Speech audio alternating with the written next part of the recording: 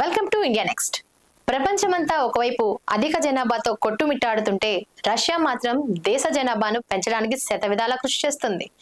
జనాభా పెంచే అవసరాన్ని సాక్షాత్తు దేశాధ్యక్షుడు పుతిన్ తన ప్రజలకు నొక్కి చెబుతున్నారు.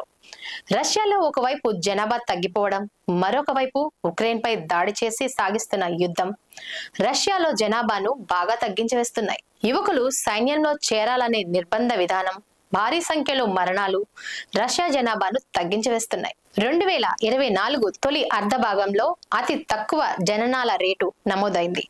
జనాభాను పెంచేందుకు అబార్షన్, విడాకులు అత్యంత కష్టసాధ్యమైన వ్యవహారంగా మారింది.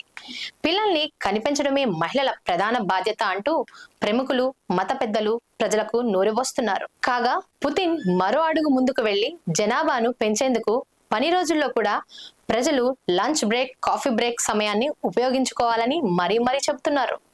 ఇంకేముంది, దీనిపై నెటిజన్లు రకరకాల కామెంట్లతో రెచ్చిపోతున్నారు. జనాభాను పెంచడమే దేశ సేవ అనే ప్రచారం ఊపందుకుంటోంది. దేశం అంటే మనుషులు అనే గురజాడ వారి బోధన రష్యాలో ఇలా ఆచరణలో పెడుతోందన్నమాట.